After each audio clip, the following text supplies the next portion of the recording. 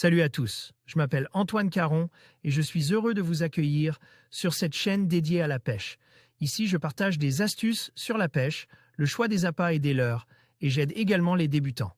Abonnez-vous pour rester toujours au courant. Et maintenant, passons au sujet du jour. Bonjour à tous. Dans cette vidéo, je vous emmène avec moi sur le parcours pêche du Lignon à la Papeterie, un endroit chargé d'histoire et de beauté naturelle. Nous allons explorer ensemble les paysages pittoresques qui jalonnent ce chemin, tout en découvrant les anecdotes et les souvenirs qui font la richesse de ce lieu. Que vous soyez passionné de pêche ou simplement curieux de connaître ce coin de nature, je vous promets une expérience enrichissante. Alors, préparez-vous à plonger dans l'histoire et la sérénité de ce parcours unique. Pierre de Montgolfier en aval du village de Tence, département 43, le Lignon-Vélave se glisse entre les arches d'un vieux pont, tout près du lieu dit la Papeterie. Ici, le 23 février 1700, naissait Pierre de Montgolfier, au sein de la fabrique de papier dirigée par ses parents. Quelques années plus tard, la famille délaissa le site du moulin d'Utiac à Tence pour rejoindre celui de Vidalon-les-Annonais, en Ardèche, sur les rives de la Déôme. Parmi les nombreux enfants de Pierre de Montgolfier, se trouvent les inventeurs de la célèbre montgolfière.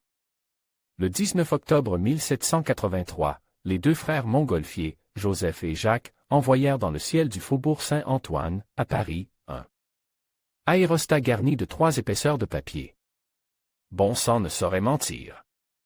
Pour la première fois, 2 hommes, François Pilâtre de Rosiers et André Giroux de Villette, s'élevaient dans l'espace.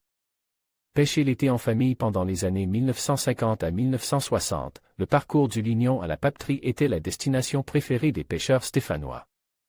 Nous étions nombreux pendant la saison estivale à venir en famille pour ramener le soir à la maison une friture de goujon et de vairons. Quand j'étais enfant, on pouvait encore voir des vestiges des anciens ateliers. Mon frère et moi aimions jouer dans ce dédale et nous perdre parfois dans les canaux.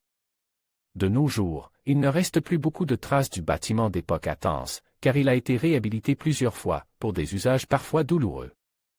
Mais le lieu est toujours connu sous le nom de la Papeterie. Une pêche plus sophistiquée aujourd'hui, les pêcheurs du dimanche, leurs épouses et leurs bruyantes marmailles ont disparu du paysage. On ne verra plus leurs chapeaux de paille, leurs bourriches métalliques et leurs vieilles bottes en caoutchouc sur les rives du Lignon. La pêche à la ligne de la friture est démodée. Il semble que la pêche de ces petits poissons n'ait plus beaucoup d'adeptes, trop populaire sans doute.